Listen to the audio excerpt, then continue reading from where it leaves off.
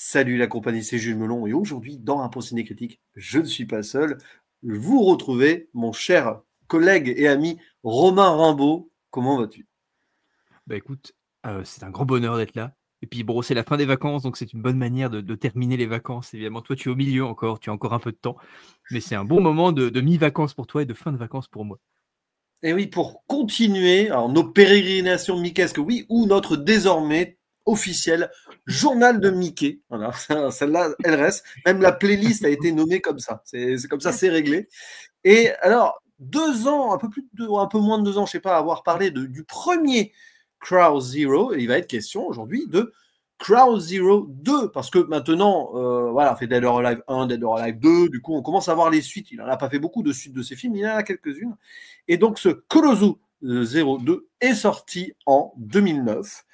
Donc, peu de temps après le premier, en vrai, hein, 2 ans après. Et on garde à peu près les mêmes au casting, c'est-à-dire dans les rôles principaux, donc de ces rebelles très, très puissants du lycée Suzuran, les acteurs Shun Oguri. Et, tiens, c'est marrant, ah oui, alors il est plus bas dans le casting que dans le premier film, parce qu'on le voit moins, c'est vrai. Ouais. Takayuki Yamada. Donc, on retrouve aussi l'actrice qui fait Ruka, on la voit beaucoup moins, on la voit le temps d'une scène. Hein.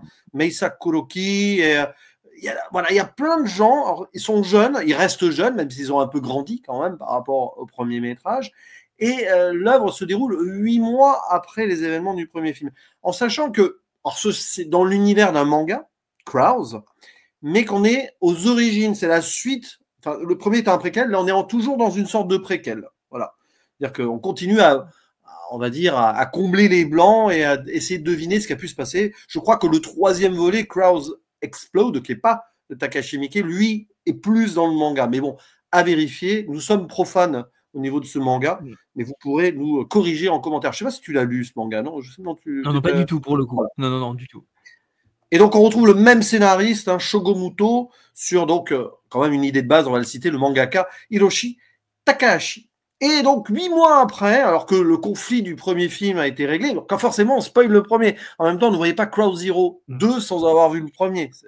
Et bien, le premier film, on sait que Genji Takiya, qui est un fils de Yakuza et tout, a vaincu Serizawa. Il est donc devenu le chef du lycée. Enfin, le chef, au début du métrage, quand même, on le voit toujours se battre contre quelqu'un qui est visiblement invincible, le fameux Rindaman, pardon. Alors c'est marrant parce qu'il est le chef sans être le meilleur et le plus fort du lycée. Bon, toujours cette idée-là. On en avait déjà parlé de ce personnage mystérieux, un peu presque une sorte de divinité Ouais. humaine sur place. Mais c'est pas sur cette confrontation-là que le film va se jouer. Non, on va ici rencontrer un autre établissement scolaire avec des jeunes qui sont un petit peu rebelles. Tu as l'impression que dans ce Tokyo-là, tous les jeunes, à l'image de Battle Royale, commencent à un petit peu être mis au rebut et voilà, maison de correction pas loin, quoi. Hein. D'ailleurs, il y en a un qui sort d'une maison de correction, il me semble, au début. Bon, bref. C'est le lycée d'Osen. Et donc, entre Sutherland et Osen, c'est la guerre. Alors, normalement, non. À la base, il y a un pacte de non-agression, mais la guerre va être à nouveau déclarée parce qu'il y en a un qui va faire une bêtise. On va rester vague pour l'instant. Et donc, on va assister pendant tout le métrage à un petit peu une revue des troupes, hein, quelque part. Ils vont essayer de se motiver pour former les deux équipes, etc. On attend le grand combat final, bien sûr, à l'image du premier qui était sous la pluie. Là, peut-être qu'il ne sera pas sous la pluie, celui-ci. On y reviendra. Un peu plus mode western, à un moment même. Bah ouais. Il avait fait son Django, hein, Mickey, quelques années avant. Totalement. Et quelle va être l'issue de ce combat entre Sutherland et Osen? Est-ce que c'est vraiment important de connaître l'issue même de ce combat? Parce que c'est surtout comment ces jeunes-là évoluent et continuent leur évolution avec cette idée, cette thématique principale du changement ou pas, ou du destin aussi. D'ailleurs, la chanson principale des Street Beats qui revient, le groupe de pop, enfin J-Rock, on a encore le même clip et tout, parle aussi de ce changement, I Wanna Change. Et justement, il y en a qui veulent changer, il y en a qui ne veulent pas changer, il y en a qui ont changé, qui vont peut-être revenir, et on a, comme dans le premier, beaucoup de personnages. J'ai même envie de dire qu'il y en a presque plus ici. Enfin, c'est à peu près équivalent. Il y a cette idée aussi, le lycée des corbeaux, hein, Mickey les corbeaux, aussi, on le connaît. Est-ce que ces corbeaux vont réussir à s'envoler, s'émanciper de leur destin, de leur patriarche Yakuza, de cette société japonaise? Ou alors, ici, déjà dans le premier, on ne voyait presque pas les flics ou les profs. Là, on ne voit vraiment que des Yakuza et des élèves qui se tapent dessus. C'est réglé, à part la chanteuse à un moment. Ouais. Et du coup, alors, on l'a découvert quasiment en même temps. On n'avait pas vu ce deuxième volet. Même toi, spécialiste de Mickey, tu as découvert un Mickey. Comme quoi. Et mon cher Romain, je sais que le premier, tu n'étais pas le plus grand fan, mais tu appréciais quand même, mais ce n'était pas un Mickey majeur pour toi. Que penses-tu de cette suite et qu'est-ce qu'elle apporte selon toi au premier, si elle apporte quelque chose, évidemment?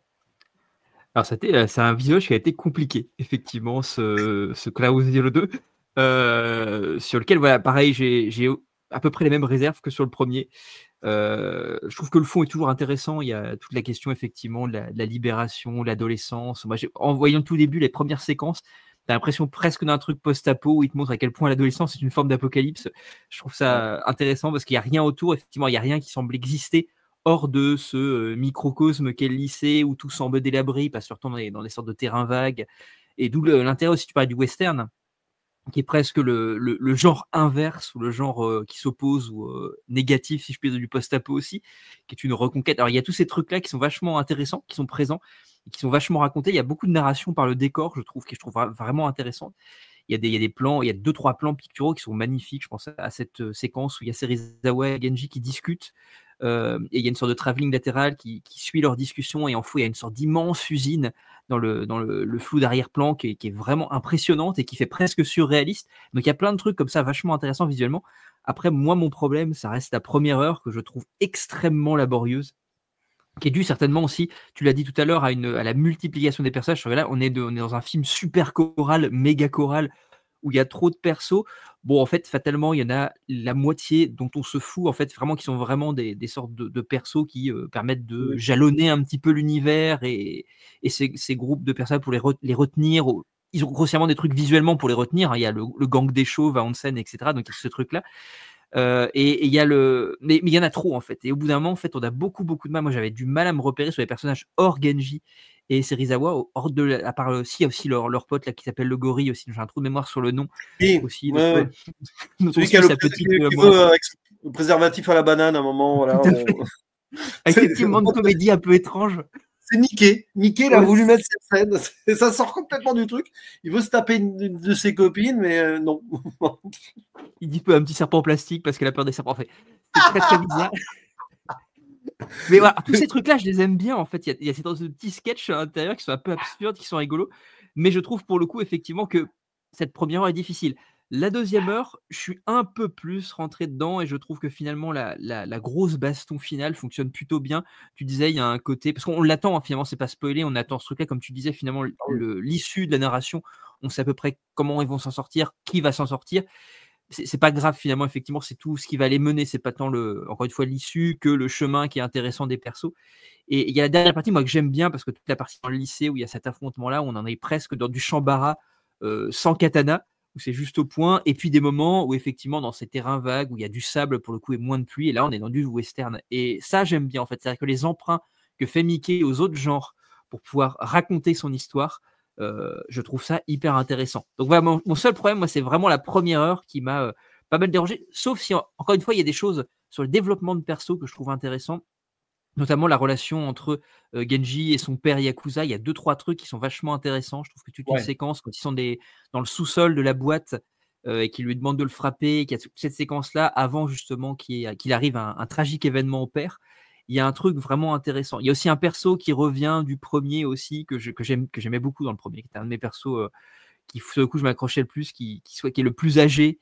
J'ai un truc pareil sur les noms. Ken, voilà, pour le coup, qui revient là, qui est un personnage vastement touchant, et dans la relation qu'il a avec ce Yakuza-là aussi, avec ce père de Genji. Je trouve qu'il y a un truc très cool. Il y a une séquence aussi au chevet du père de Genji aussi, qui est vraiment intéressante. Il y a plein de petits moments comme ça, plein de petites scénettes qui sont vraiment cool. Voilà, sur la longueur, je trouve que le film est trop long, qu'il y a des gros problèmes de rythme, et je trouve encore une fois la première heure vraiment laborieuse. Après, vraiment la deuxième heure, pour le coup, je suis vraiment rentré dedans, et je trouve que il y a un gap aussi en termes de mise en scène que j'aime bien aussi. Il y a vraiment un truc sur les vraiment séquences de baston à la fin qui sont un peu plus dantesques.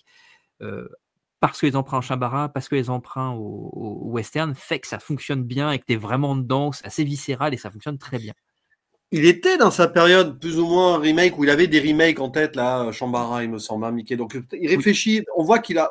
C'est vrai que là, il arrive à une partie de sa carrière où il a fait tout un tas de films dont on a beaucoup parlé déjà, où il commence à soigner un peu plus sa mise en scène. Alors c'est peut-être moins fou, du coup, à part la scène avec le serpent en plastique, etc. Pourquoi pas. Mais comme tu le dis, moi, ce qui m'a frappé dans ce film, c'est le rythme, le ton. C'est très cohérent par rapport au premier. Et je le trouve limite pas crépusculaire, mais c'est quasi une suite crépusculaire quand même. Tu aurais l'impression qu'il y ait plus que 8 mois qui se soient passés. Tu as l'impression que oui, comme tu dis, tout est dévasté. D'ailleurs, le premier plan, c'est ça, une sorte de plan zénital qui nous montre un truc inondé. Là, on comprend pas, on sait pas ce qui s'est passé. Tu as l'impression que c'est après les événements de Dead or Alive 1, peut-être. Totalement. À mon avis, ce serait plus qu'inondé à ce moment-là, ce serait un peu grillé aussi. Mais il y a quelque chose comme s'il y a vraiment eu, comme si les traces de la première guerre interne à cette école, je commence à oublier les noms, là, vous voyez, Suzuran, voilà, a laissé des traces. Et donc, il y a tout ça. Alors, nous, on est content de retrouver ces personnages. On voit Genji qui est le leader, Serizawa qui est plus en retrait, c'est pour ça que l'acteur est plus bas d'ailleurs dans le casting. Et Genji, c'est le leader qui est frustré, c'est-à-dire qu'à la base, dans le premier film, il voulait se prouver à lui-même qu'il pouvait être meilleur que son père. Son père qui est devenu le chef yakuza local, certes, mais qui a jamais été le chef de Suzuran. Donc là, il est déjà mieux que le père. Mais il se rend compte, Genji, ici, que ça lui suffit pas ou que ça lui a pas apporté grand-chose au final. Et c'est pour ça qu'il y a toujours ce Rindaman là, qui est invincible, qui ne se mêle jamais au truc, parce que si lui voulait devenir le chef de Suzuran, il aurait pu. À l'aise, mais il veut pas, il se mêle pas. Et il y a toujours cette quête ultime de l'insatisfaction générale à Genji. Et à un moment, donc, le fait est que, alors, par truchement, c'est même pas Genji qui a violé la loi du pacte entre les gangs des deux écoles, mais bon, le destin le ramène à quelque chose de plus grand. Il doit donc défendre l'honneur de Suzuran face à l'école Osen. Et c'est là où on commence à nous présenter d'autres personnages. C'est vrai que c'est difficile la transition quand au moins il y a des uniformes différents, c'est bien. Oui. Un peu plus gris, un peu plus délavé, oui, avec du gang de chauves, là, des tueurs, visiblement. Il y a quelques personnages assez fantasques et intéressants dans le lot. Alors le chef, en tant que tel, on sent c'est assez dit à demi-mot, mais qu'il y a eu plutôt une relation avec un des gars qui est mort avant, le frère de l'autre. Voilà. Mais sous-entendu. Alors, je sens sa transpiration encore là. Enfin bon, les trucs, voilà. Mais il joue là-dessus, Mickey. Mais le frère, lui, il veut pas revenir dans le truc, il veut pas se venger, mais peut-être qu'il va venir quand même.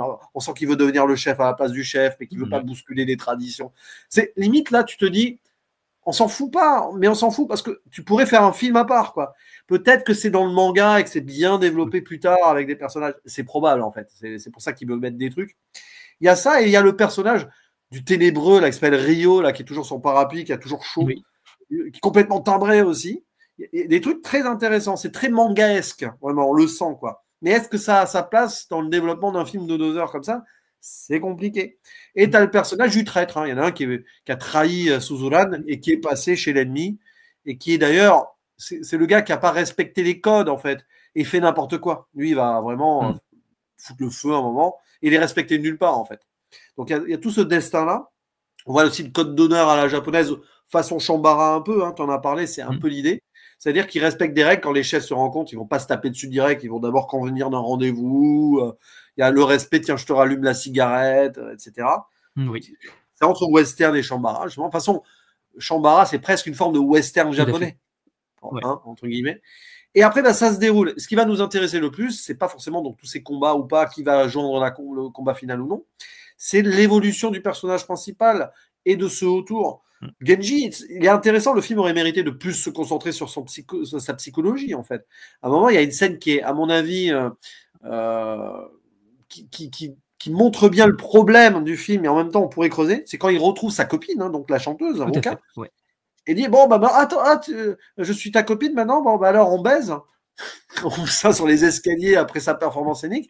Et lui, elle dit, oh non, je suis lessivé, j'ai mal au dos. Donc, tu vois, ça veut dire qu'il n'arrive pas à vivre, en fait. Le gars, il ne peut pas vivre. Il est juste une image, il est juste un chef, mais quand il est lui face à la réalité, sa copine, non, il fuit, quoi. C'est quelqu'un qui est en fuite perpétuelle. Donc, l'idée de envole-toi, Genji, là, que Ken disait dans le premier film, qui était laissé pour mort, mais qui revient quand même, parce que gilet pare-balles, tout ça, alors, incroyable. Et il s'est toujours pas envolé. Donc, finalement, ce deuxième film, les événements d'après sont nécessaires pour que Genji prenne son envol. Après, on va dire dans la zone spoiler s'il réussit à prendre son envol ou non. Et ça rejoint toujours dans cette idée de cycle, d'absurdité des transitions. En fait, on n'est pas vraiment une personne, on est l'image que les autres ont de nous. Et Genji, il est plus un chef qu'un humain. Et là-dessus, ça fonctionne. Mais est-ce qu'il n'y a pas une idée de redite aussi dans la progression? C'est ça aussi la question. La relation avec le père est intéressante, mais est-ce qu'on avance vraiment? Après, on développera plus dans la zone spoiler de ce qu'il arrive au père, quoi. Parce que c'est intéressant, il y a une du film. Parce que c'est vrai qu'après, c'est juste pour vous dire, il y a Tilki qui est très énervé. Tilki, c'est Dog Zero 1.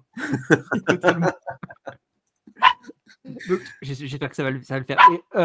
L'idée, en fait, c'est que moi, je trouve aussi, comme tu parles, on n'a pas une mythe du Sisyphe avec Fabrice Juvel, pardon, avec Diavégence sur ma chaîne. Là, oui. Je trouve que tout ce que tu disais, en fait, sur l'idée du côté un peu répétitif aussi, je trouve qu'effectivement, il y a ce truc absurde aussi, cette quête absurde de voir tout le temps, encore une fois, aller plus haut que ce qui précède et finalement être complètement esclave de cette quête qui finalement n'a pas de fin et qui est absurde. Et il y a quelque chose de l'ordre chez Genji d'une sorte d'itération de Sisyphe que je trouve intéressante aussi.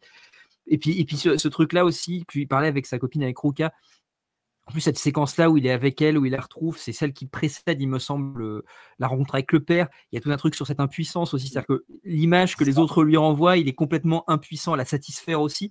Donc c'est un truc un peu particulier, je trouvais, qui est vraiment intéressant. Je trouve que c'est dommage, effectivement, tu le dis, c'est qu'à certains moments, en fait, on perd complètement Genji. Je trouve que Genji pourrait être un fil conducteur vachement intéressant et qui permettrait justement de se centrer et de ne pas trop s'éparpiller, même si j'entends effectivement que peut-être que tout ça, ces petits éléments à gauche, à droite, qui finalement ne mènent ou n'importent finalement pas forcément grand-chose, sont effectivement peut-être des easter eggs en lien avec le manga pour pouvoir amener comme ça un préquel. Mais là, effectivement, peut-être que le film aurait gagné à se recentrer sur le personnage de Genji à peu près constamment, effectivement avec ses personnages d'antagonistes aussi qu'il a en face de lui, évidemment, pour pouvoir qu'ils vont aussi participer à la structure psychologique de ce personnage. Mais je trouve que c'est effectivement ce truc-là, c'est que le film est un peu éparpillé. Et pourtant, effectivement, cette structure répétitive, elle est intéressante et elle a du sens. La quête de ce personnage, elle a aussi du sens. Et ça fonctionne en fait là-dessus. C'est-à-dire qu'on s'attache à ce perso, mais c'est effectivement à des moments où on le perd de vue. Alors effectivement, pour de bonnes choses parfois, à savoir l'amourette par exemple de ce personnage, c'est une parenthèse qui est rigolote et qui est sympa, mais on perd un petit peu le contact avec ce personnage principal-là. Et en même temps, dans une certaine mesure, l'intérêt pour l'ensemble du film, en fait, globalement. Et c'est ça les petits problèmes, les petites réserves que j'ai sur le film. Ouais, puis comme le personnage, celui qui a été banni, Washio, celui qui a été banni par Genji, à un moment, il est là, il fait des conneries, il est là, il fait des conneries, mais on creuse pas spécialement le truc non plus, quoi. On pourrait creuser plus sur le chef, même si finalement, en 2-3 dialogues avec donc le frère de celui qui est mort, on comprend des trucs. Et c'est presque touchant, d'ailleurs, parce que le chef, à part, mériterait un focus sur un film aussi, tu vois. Totalement. Il y a quelque chose, lui aussi, on sent qu'il a eu ce trauma, et il est quand même le chef, mais bon, il est le chef, mais c'est sa seule raison de vivre, c'est d'être le chef de Hosen, quoi. C'est tout. Après, et d'ailleurs, c'est ça. La seule raison de vivre de ces jeunes, c'est d'être au milieu de ces combats et d'une sorte de domination impuissante, comme tu le dis. Ils sont tous plus ou moins puissants. C'est pour ça que peut-être il insiste, Mickey, là, sur l'autre avec le serpent en plastique, qui peut être une métaphore, voilà, vous voyez ce que je veux dire, et qu'il y a des jeunes qui l'empêchent de consommer potentiellement avec sa copine. Encore fut-elle qu'elle soit d'accord, ce qui n'était pas gagné. Plus, oui. En plus. Si, pour le traitement, il y a un truc que j'aime bien, par contre, c'est, alors pour le coup, il insiste vachement sur cette idée de code d'honneur que je trouve intéressant, avec la question du couteau, en fait, que je trouve, pour le coup, moi qui m'a fait, tu parlais de Battle Royale tout à l'heure, moi je trouve que ce truc-là m'a fait énormément penser, alors c'est vraiment un lien que je fais parce que c'est un truc avec des lycéens violents, si tu veux, mais il y a ce côté-là où, on te rappelle au tout début, où Kitano se fait planter en fait par cet élève et tout début qui va encore chez ça. Et je trouve ça intéressant parce que cet élève-là qui va sortir un couteau qui est la seule arme du film finalement. Il y a aussi un flingue à un moment donné évidemment, mais globalement quand les élèves interagissent entre eux, il y a que des points. Ça parle qu'avec les points et c'est ce qui fait l'honneur de ces combats-là. Voilà, et les pieds, il y a tous ces moments-là où les combats parfois s'arrêtent pour pouvoir discuter, pour pouvoir effectivement, tu disais tout à l'heure, poser une clope pour ces choses-là. Donc il y a ce truc-là où on va juste frapper l'autre, on va utiliser juste nos points, on va y aller à la force de notre corps, avec notre puissance, notre pouvoir, etc. Et je trouve que ces moments-là où il y a cette violence soudainement qui est le flingue et le couteau qui presque, en fait, comme la violence, c'est continuellement, moi je trouve, en tout cas dans le film, je sais pas ce que tu en penses, mais je trouve que la violence avec les points elle est déréalisée parce qu'elle est pour le coup très animée en fait. Les bruits sont vachement exacerbés, etc. Je trouve que soudainement, il y a des explosions avec ce couteau, avec ce flingue qui soudainement nous ramènent à une forme de réalité. Et je trouve que notamment le flingue, ça intervient quand même un truc, c'est-à-dire que quand c'est presque des enfants. Je trouve que dans le lycée, il y a quand même ce côté-là où c'est presque des enfants, des jeunes, des adolescents en passe de devenir adultes, jouent à faire la bagarre. Il y a presque ce truc-là des fois. Ils sont confrontés, effectivement, je crois qu'on l'avait déjà dit pour le premier, à la véritable violence du monde des adultes aussi, qui est celle des Yakuza, et à la mort de manière beaucoup plus directe, parce que finalement, ils se tapent dessus, mais ils ne meurent jamais, ou en tous les cas, c'est jamais vraiment montré la mort de manière directe. Sauf à ce moment-là, effectivement, au tout début, avec le couteau et avec le flingue. Et je trouve qu'il y a cette manière de travailler deux types de violence, celle de l'adolescence, celle de la révolte, celle de la rébellion, celle de ce gain de puissance, et à côté de ça, d'affirmation de soi, etc. Et la vraie violence des adultes qui, pour le coup, est absurde, dure, crue et fatale. C'est vrai que c'est pour ça que le film recentre encore plus sur les ados et qu'on a l'impression d'un monde post-apo où tous les adultes normaux autour n'existent pas. Alors, il y en a un qui sort d'une maison de correction au début, on voit la femme, probablement la mère qui, je sais pas, hein, qui regarde de loin en mode. Il y a des trucs comme ça, c'est très violent en fait, comme si c'est comme s'ils étaient placés dans une société, comme si Tokyo, parce que ça se passe à Tokyo, il me semble. Enfin, on délocalise même l'idée d'un lieu connu, comme si c'était carrément tout un endroit qui était une sorte de prison à ciel ouvert entre les Yakuza et les ados qui se tapent. Et à la rigueur, les musiciens, à un moment, qui viennent là pour donner du divertissement aux gens. Quoi. Ben, c'est comme si c'était le parloir. Tiens, les musiciens qui viennent ou un petit conditionnel vite fait. C'est une drôle d'impression. Alors, c'est une impression, à part l'hôpital en fait. Hein. C'est le seul lieu autre qu'on va avoir. Quoi. Et ça donne vraiment l'impression, on en revient au post-apo, et Mickey le film comme ça. C'est-à-dire qu'il y a cette intro comme ça, tu parlais de certains décors, le terrain vague à la fin avec la poussière, évidemment, là ça va rappeler le petit peu le western. Et j'ai l'impression que Mickey a voulu soigner ça, mise en scène. Mine de rien, il y a ce qu'on appelle cette mise en scène invisible, qui est très très bien faite là de Mickey. Et à côté, il laisse complètement tomber sa folie. À part la scène du serpent en plastique, là, niveau folie, il n'y a rien dans le film. Alors, autant dans le premier, avec ce truc avec les quilles, là, au début, machin. Mais là, je pense qu'il a décidé d'épurer sa folie, Mickey. Peut-être qu'il a voulu laisser parler d'elle-même la folie absurde de ces affrontements et de cette perdition des jeunes. Ouais. Et des Yakuza au passage, parce qu'il a fait beaucoup de films de Yakuza aussi. Ah, tout à fait. Donc, c'est vrai, je suis très d'accord là-dessus. Hein. C'est vrai qu'il a abandonné tout élément qui pourrait ramener un petit peu, c'est presque ce qui est ramené au manga, le jeu avec les ki, etc., quelque chose d'un peu burlesque, etc. Tout ça a disparu complètement, effectivement. On est sur un film qui est beaucoup plus rageux, violent, même si, encore une fois, je trouve que la violence est un petit peu déréalisée, mais par elle-même, en fait, parce qu'elle est absurde, en fait, elle en devient déréalisée. C'est que quand soudainement elle est adulte et qu'elle mène véritablement de manière directe ou clairement à la mort, qu'elle devient vraiment éprouvante. Et je trouve que ce travail-là est finalement assez intéressant. C'est-à-dire que encore une fois, je valide pas tout dans le film parce que je le trouve trop long, maladroit, etc. Mais j'aime bien le parti pris, la note d'intention de Miike d'épurer complètement le film. Je trouve que le terme que tu utilises est très bien, épuration. Il s'est vraiment complètement épuré. Il y a plein de plans aussi. Le film a quelque chose de très contemplatif à des moments. Il se pose vraiment.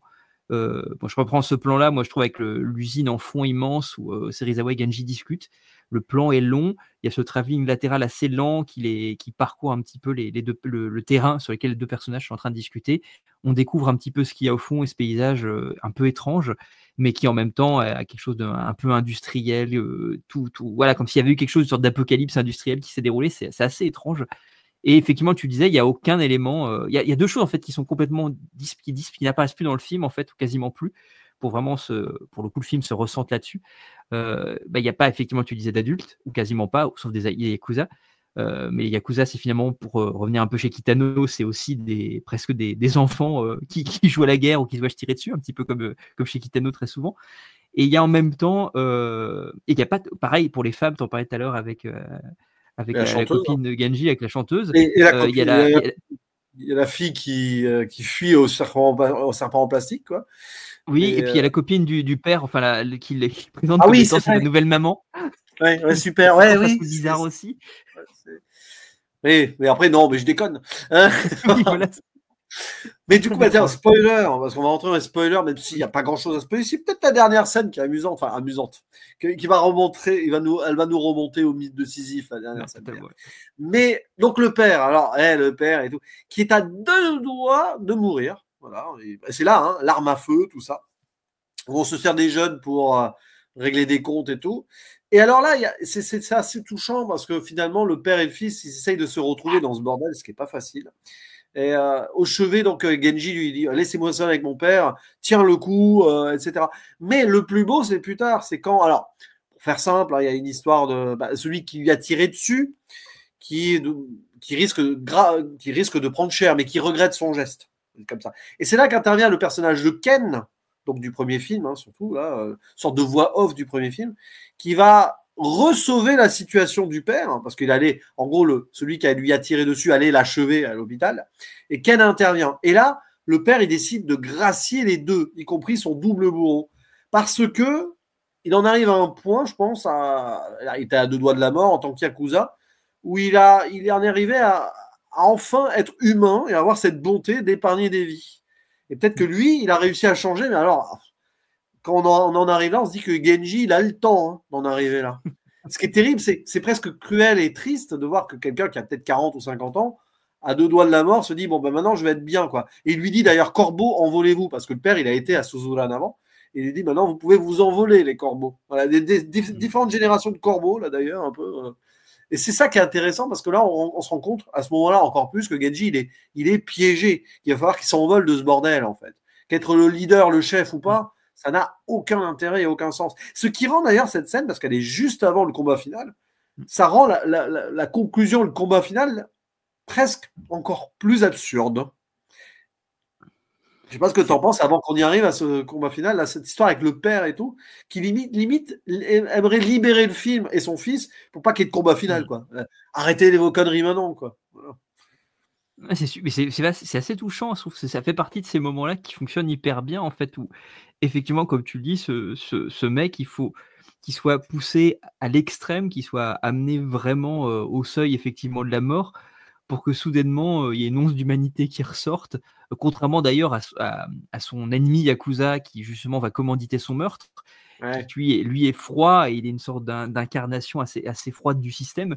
Lui, soudainement, effectivement, il prend son envol à ce moment-là, étrangement. Il y a une sorte de truc qui fait que et qu'il essaie de guider effectivement cette jeunesse. Parce que, encore une fois, c'est vraiment une des vraies questions qu'on se pose, je crois, à chaque fois qu'on parle de Mickey. Est-ce qu'il a véritablement foi en l'avenir? Est-ce qu'il y a quelque chose de conservateur et de retour? Il est toujours vraiment entre les deux, un petit peu le cul entre deux chaises. Mais il y a quand même ce truc-là, je pense qu'il y a quand même cette envie chez Mickey de laisser quelque chose quand même dans les mains de la jeunesse pour pouvoir faire avancer un petit peu les choses. Je pense qu'il y a quand même cette envie d'avancer chez Mickey. Il n'y a pas forcément que il y a, dans certains effectivement trucs, dans certains films qu'on a pu voir, il y a quand même cette idée du conservatisme, de rester dans une forme de code, dans une forme de conservation d'un état de fait. Mais ce que je trouve intéressant, c'est qu'il y a quand même cette idée d'aller donner un petit peu aux jeunes quelque chose et que eux peuvent faire quelque chose, peuvent faire avancer les choses, peuvent prendre leur envol, etc. Donc il y a un truc quand même qui est, je trouve, malgré l'absurdité de la chose, malgré la répétitivité de ces situations-là, qui fait que finalement, c'est peut-être pas si pessimiste que ça. En tous les cas, moi, j'ai du mal à interpréter la fin comme étant pessimiste, quand bien même il y a un truc un peu absurde, effectivement. Mais ce qui est terrible, c'est que Genji, de tout ça, qu'est-ce qu'il en retient ou pas, enfin, parce qu'il n'a pas vu cette scène en direct et tout, mais oui, c'est que lui, bon, il va aller au combat final, mais il veut épargner les siens, c'est-à-dire qu'il veut y aller tout seul. Et alors, c'est là où on se rend compte un truc tout bête, c'est pas parce qu'il a battu Serizawa dans le premier film que c'est lui le vrai chef. Enfin, il a une forme de chef, mais le vrai chef derrière qui va dire aux autres, bon, on va y aller quand même, c'est Serizawa. C'est là qu'on se rend compte que Serizawa, c'est un peu le chef bis qui sort de sa coquille et dit, bon, on va aller l'aider, Genji, quand même. On va pas le laisser, parce que limite, tu as l'impression que Genji veut aller au suicide. Hein. Ça donne cette impression, en fait. Et même s'il va se débrouiller un contre 100 pendant 2-3 minutes, il va très très bien se débrouiller, mais c'est presque ridicule.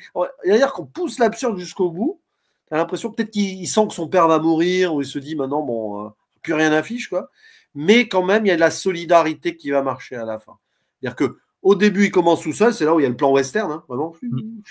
Terrain vague, avec la poussière qui vole, attention, c'est obligatoire. Et quand même, Serizawa va amener tout le monde, et j'aime bien la réaction de Genji, il dit, bande de cons, hein. Un truc comme ça, il dit, je sais pas ce qu'il dit en japonais, il dit, bande d'imbéciles. Mais oui, mais non, en fait, peut-être que c'est ce qu'il cherchait. Peut-être qu'il voulait tester la solidarité de tout le monde, j'en sais rien. Et donc après, on a ce...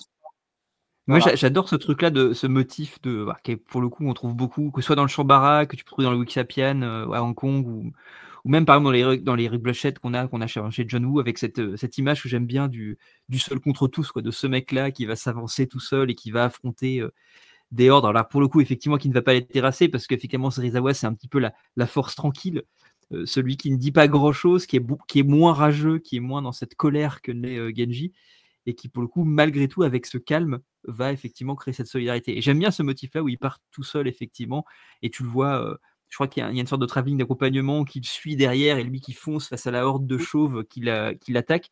Et je trouve que c'est un plan assez intéressant parce que c'est assez iconique, et ça fait appel à plein de choses dans le cinéma japonais, et pour le coup, je dirais même un peu plus général, asiatique, d'action, qu'on trouve à Hong Kong et autres. Est-ce que vous avez vu après, gentiment pompé, mais gentiment, parce que c'est quand même avec passion et sincérité, dans Kill Bill ou dans Matrix Ben aussi, hein. voilà, tout à fait, oui. Dans le 3, hein, avec Neo contre tous les agents Smith, je crois que c'est le 3 ou 2, je sais plus, enfin bon bref, dans ces trucs-là. Et alors, après le combat final, qui va être d'ailleurs un combat qui va monter jusqu'en haut pour le face-à-face, Oui. bien l'idée, c'est presque un jeu vidéo à la fin. Et Ben, alors tout à là, fait. le combat, il est hyper intéressant en soi. Bon, il est peut-être moins épique dans la pureté, parce que là, pour le premier, il y a cette pluie et tout, mais ça raconte beaucoup de choses. C'est là où, par exemple, on voit que le boss d'Eosen, il est particulier, parce qu'à un moment, il y en a un qui a des chaussures de ville et dit « Non, il faut mettre des patins !»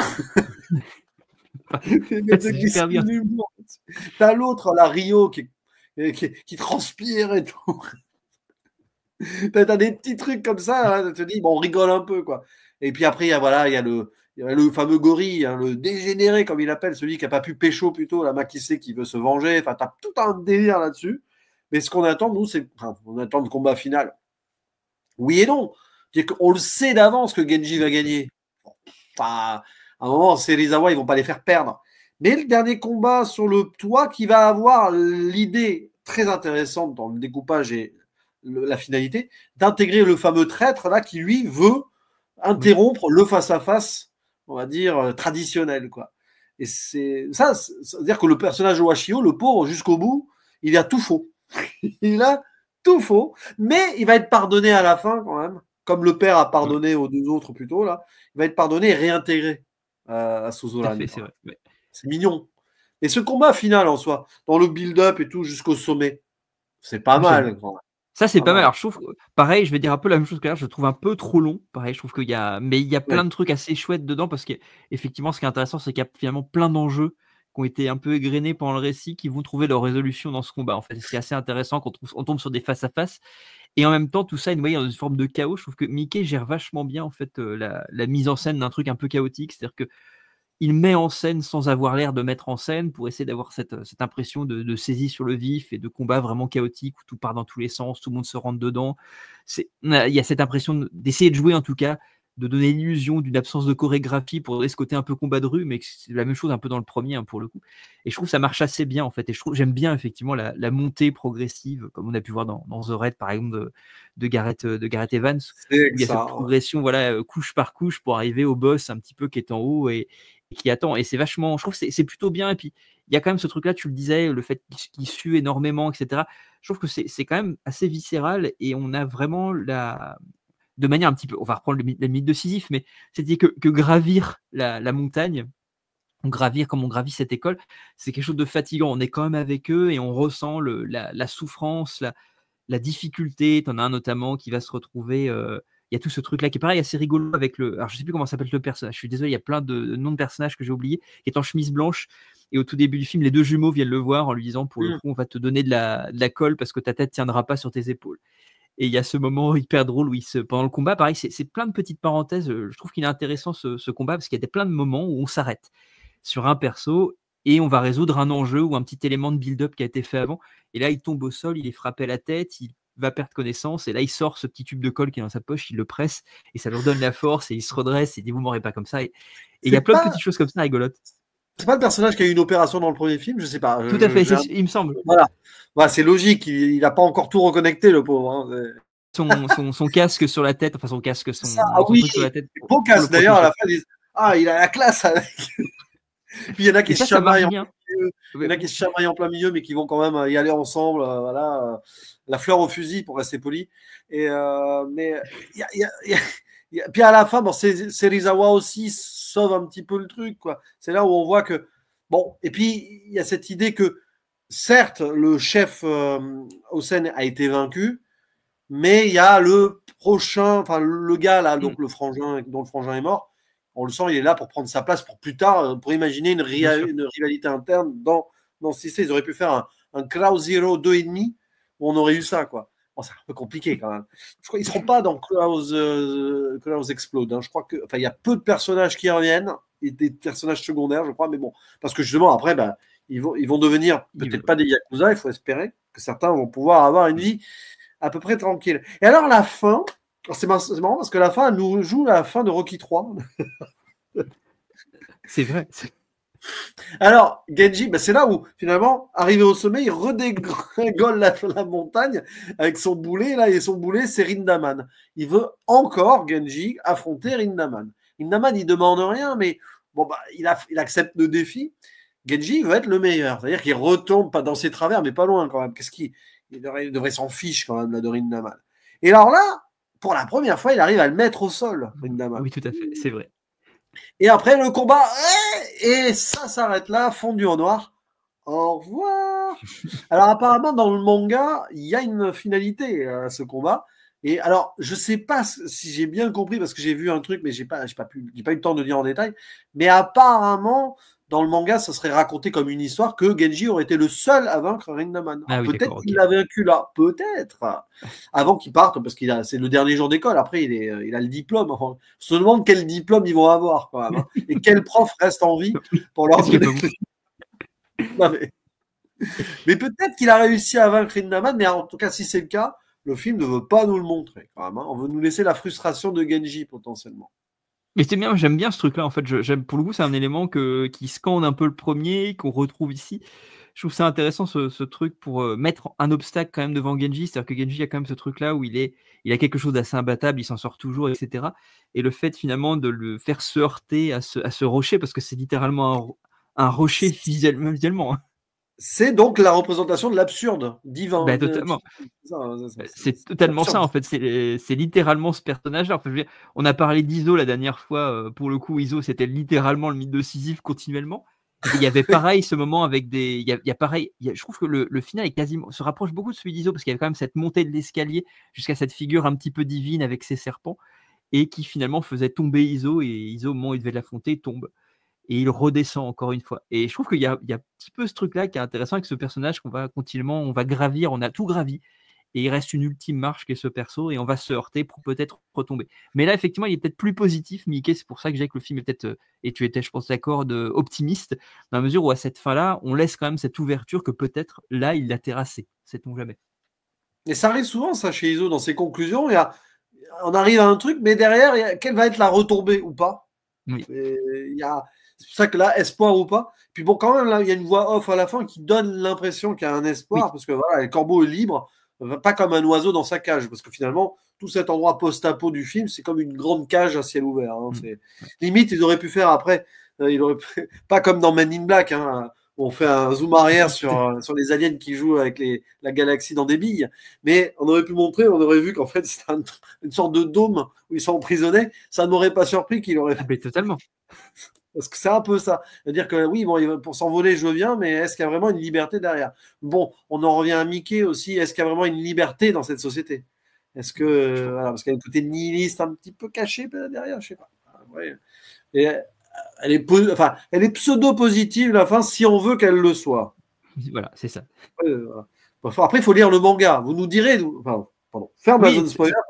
Voilà, on raccorde tout le monde. Voilà. Si vous n'avez pas vu Cloud Zero 2 et tout, mais si vous voyez le film et tout, et que vous avez vu le premier, est-ce qu'il y a des choses dans les mangas qui sont déjà raccords? Mais je pense qu'il y a quand même, c'est assez fidèle, hein. Même si c'est un préquel, il y a, dans l'ambiance, c'est fidèle, je pense, au matériau de base, dans l'idée de ces combats, de ces traditions-là. Mais est-ce que, du coup, on sait si certains personnages sont libres ou non et ont pu voler de leurs propres ailes tels des corbeaux? Ça, voilà, parce qu'il y en a qu'à mon avis, qui sont devenus des légendes qui sont racontées dans les couloirs du lycée, ouais. dans le manga. C'est peut-être ça aussi l'idée. Mais bon, pour conclure, finalement, c'est comme le premier. Les deux se complètent bien. C'est pas du Mickey ultime. Parce que nous, on est gourmands, en fait. Ça, c'est notre faute. On aime le Mickey qui part un peu dans tous les sens, un peu gorasse, un peu quasi scato, quasi fantastico déluré. C'est vrai que là, c'est presque du Godard pour Mickey, quoi. Mais encore. Là, voilà, attendez. Là, les puristes godardiens vont dire, Godard, il en a fait des films qui sont dans la deuxième partie de sa carrière, notamment. Mais c'est, voilà, disons-le, c'est très terre à terre, quoi. On est presque dans du Mickey naturaliste, là. Pourtant, c'est pas vraiment le cas, quoi. Mais ça se défend, quoi. Et le fait qu'on l'ait dit, il travaille ici une vraie mise en scène sans en faire trop pour qu'on la voit. Mais elle est là. Oui, tout à fait. Mais c'est marrant parce que finalement, tu disais tout à l'heure que peut-être que ça préfigure ces remakes de Shambhala classiques, seront Harakiri dont on a parlé, 13 Assassins, etc. Peut-être que ça préfigure un petit peu ça, ce moment où Mickey peut-être s'assagit un petit peu, commence à vieillir aussi, passe de si je puis dire, sa période filmographique un peu adolescente, parce qu'il y a ce côté adolescent toujours chez Mickey un petit peu, hein, dans cette manière qu'il a d'aller briser quelques tabous parfois, juste pour les briser, en fait, pour le plaisir de les briser. Comme en attendant qu'on lui dise de rentrer dans ta chambre parce que tu as fait une connerie. Il y a un petit peu que ça, un petit peu chez Mickey, qui est dire je vais provoquer de manière un peu gratis. Mais c'est ce qu'on aime aussi beaucoup. Moi, c'est ce que j'aime aussi chez Mickey, c'est ce côté parfois où il n'y a pas forcément de raison au truc. Tu parlais de côté un peu trashos, un peu gore, un peu bizarre, un peu scato aussi parfois. Il y a ce côté un peu, voilà, j'ai juste envie de provoquer, pour titiller. Ce qui est aussi une démarche, hein, c'est aussi une démarche intéressante. Et là, effectivement, on a quelque chose de beaucoup plus posé. Alors oui, c'est violent, c'est de la baston, c'est de la bagarre, mais il y a quelque chose effectivement de plus posé, de plus terre à terre. Pareil, il n'y a pas le côté, ça lie un petit peu. On a parlé beaucoup dans ISO parce que ISO va vachement dans ce sens-là, va dans des trucs un peu mystiques, un peu philosophiques, même très abstraits, métaphysiques. Là, il y va pas tant que ça, mais en même temps, c'est quand même toujours là, discret, peut-être un peu plus discret, avec quand même la question des corbeaux qui est quand même présente et qui, je pense, apporte quelque chose d'un peu métaphysique derrière. Donc, effectivement, c'est un Mickey peut-être moins fou qu'on a l'habitude de discuter dessus, mais j'aime bien aussi. Ceci étant dit, je reviens toujours sur mes réserves. Je trouve que moi, je trouve que c'est un petit peu long et un peu trop foisonnant en personnage, ce qui fait que moi, c'est peut-être parce que je vieillis, j'ai du mal à suivre parfois. Je trouve que ça va un peu trop, c'est trop choral pour le coup pour moi, et je pense qu'il y a certainement je pense peut-être que pour ceux, peut-être qu'ils me diront dans les commentaires pour ceux qui ont lu le manga, c'est peut-être très satisfaisant par contre pour quelqu'un qui connaît le manga, peut-être parce qu'il y a des choses, des petits easter eggs à gauche à droite qui certainement font plaisir quand tu connais le manga aussi.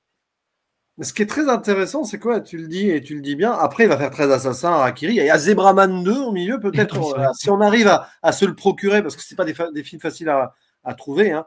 On en parlera peut-être dans cette année 2025 de Zebraman 2. On verra si ça s'agit pour le 2, du coup. Il faut qu'on le voit. Mais ce qui est sûr, c'est que oui, peut-être qu'avec ce film, il y a une sorte là aussi, de mise en avant du fait qu'ils sortent de cette adolescence, comme ces personnages-là prennent leur envol, tels des corbeaux, en sortant de l'adolescence, là, une fois sortis du lycée, probablement pour voler de leurs propres ailes. Mais est-ce qu'ils vont retomber dans le Yakuza et tout derrière? Ça, on ne le saura pas.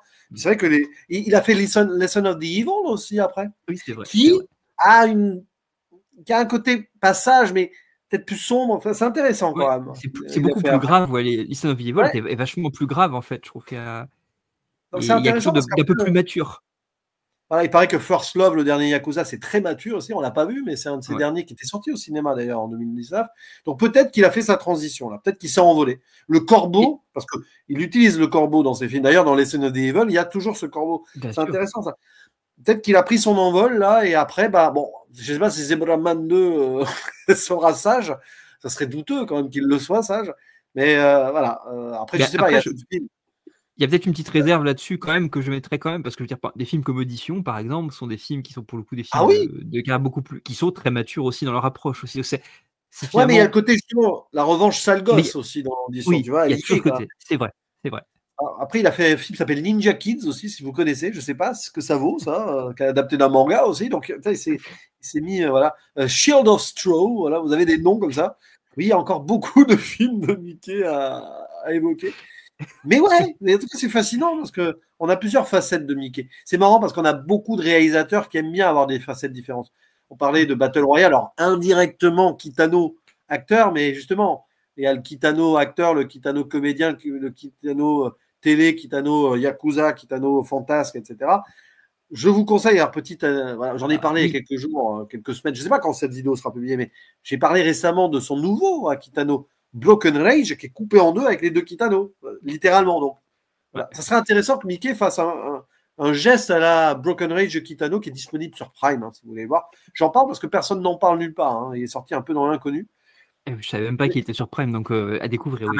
On a découvert ça la semaine dernière, alors que son précédent n'est jamais sorti en France, Kubi, qui est un Shambara apparemment. Enfin, il parle de cette époque-là. Donc voilà. Mais c'est vrai que Kitano et Miike, de toute façon, ils ont croisé des réalisateurs, ils ont joué aussi. Kitano a joué chez Miike.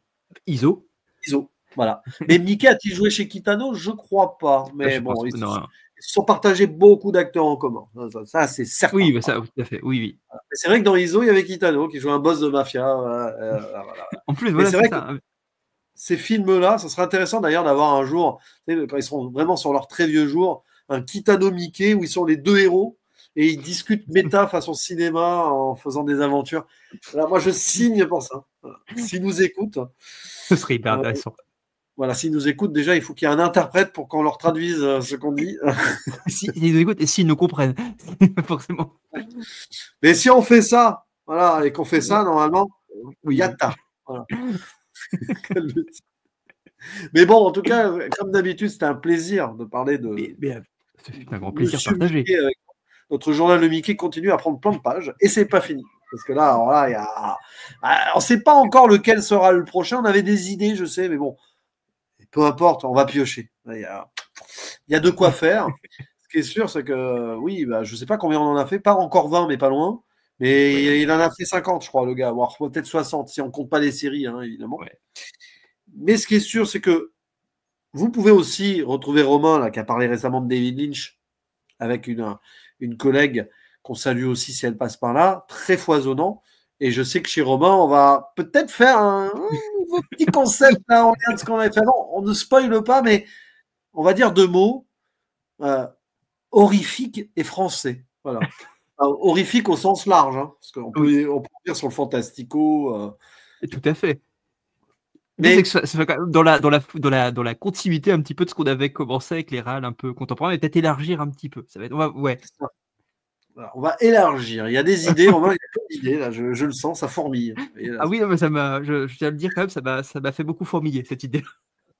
Voilà. Mais bon, en tout cas, merci à vous toutes et à tous d'avance de vos commentaires. N'hésitez pas d'ailleurs à préciser des trucs parce que nous, le manga, on ne connaît pas. On a peut-être dit des bêtises et tout, mais apporter des petites précisions, ça sera toujours intéressant. Et puis si un jour on s'intéresse au manga, on sera bien heureux justement de pouvoir repenser à tout cela. Et le débat est ouvert, comme d'habitude. Il n'y a plus qu'à faire le mot de la fin. À la prochaine. Ciao.